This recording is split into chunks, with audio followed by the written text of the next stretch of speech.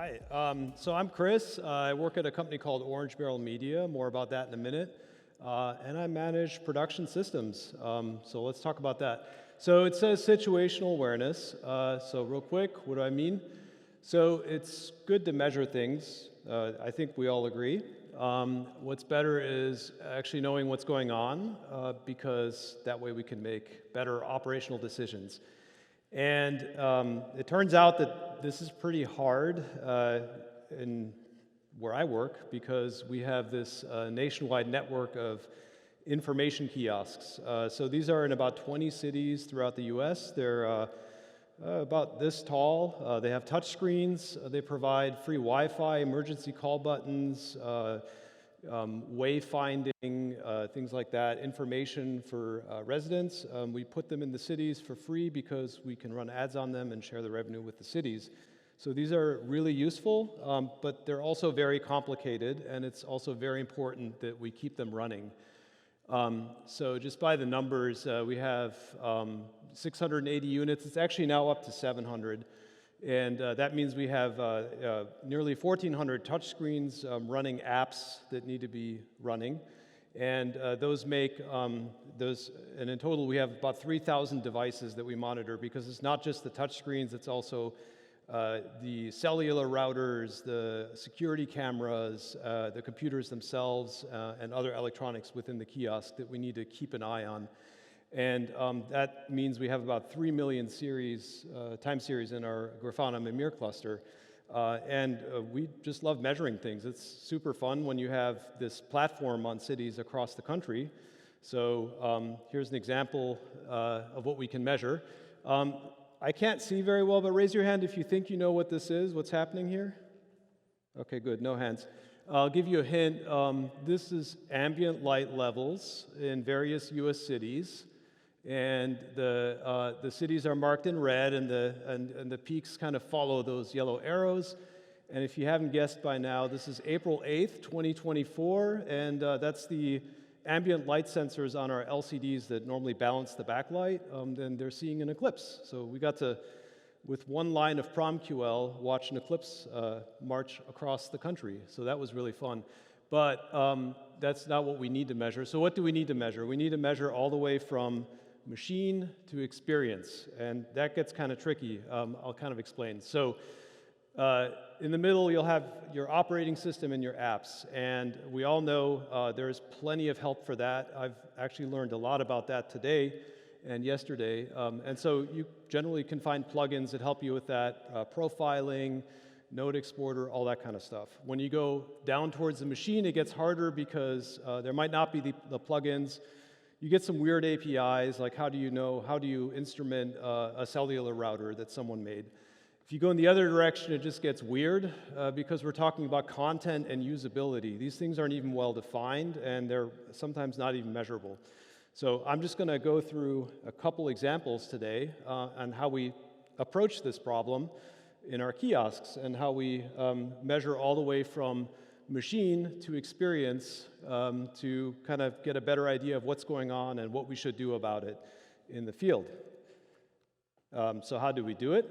So we started out with something like this. So every computer had a dashboard like this. This is the kind of dashboard you usually have for a computer. It tells you something about the CPU, some time series, and usually an engineer looks at this and they say, look, you need to go out and replace something, or this thing's crashed, get a new one.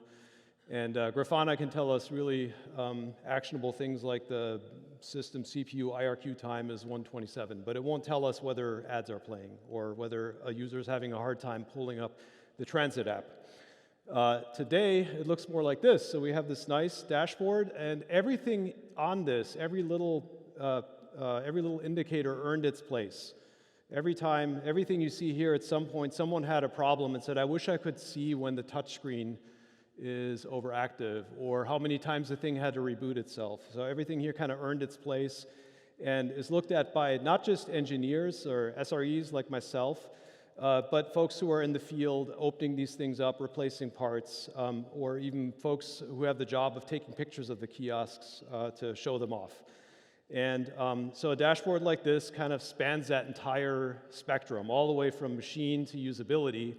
And it's the thing where Grafana can say, hey, the kiosk is doing its job, plain and simple. No interpretation necessary.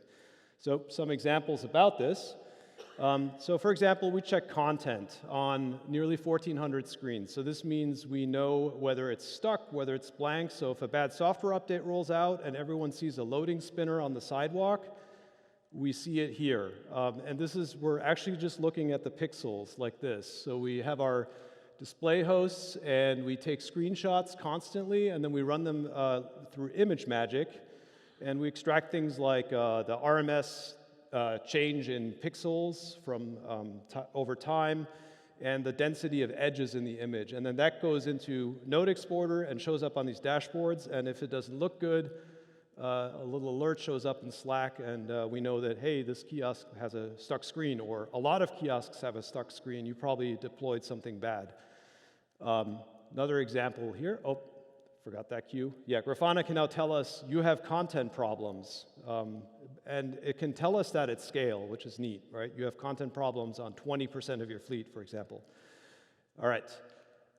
We also, not just the displayed content, but also the touch screen. So we have touch screens, right? And so the idea is the kiosk is sitting there doing nothing, it's playing some ads, and then you walk up and you touch it, and the apps come up. And so we need that to work well. And if the touch screen is broken, it can be overactive, and the thing is just stuck on the apps, and it just doesn't look good. It looks kind of broken that way. It should go back to sleep when no one's using it. So we actually monitor touch activity at the kind of hardware interface level. So we pull the raw stream of events. So if you're a Linux user, you know this. You can cat out. There's a certain path that will give you this fire hose of touchscreen data. So we take that fire hose and we compute things like how often is it being touched, how long are the gestures, where are they, and how densely populated are they, like how clustered are they. And then we can get metrics from that. So this is a normal kiosk. You see occasionally someone walks up and touches it. There's locations. We plot them X, Y here. And the gesture durations are less than 1 second. That looks healthy. I think that kiosk is okay. This one, however, not so good. So this one's 32 touches per minute for several hours. And all the touches are on one line. So we pretty much know that one of the lines in the touch layer is broken or something like that. And so that one will alert, and it will look like this on our little dashboard. It'll say touchscreen is overactive, the content is not rotating because the apps are up all the time.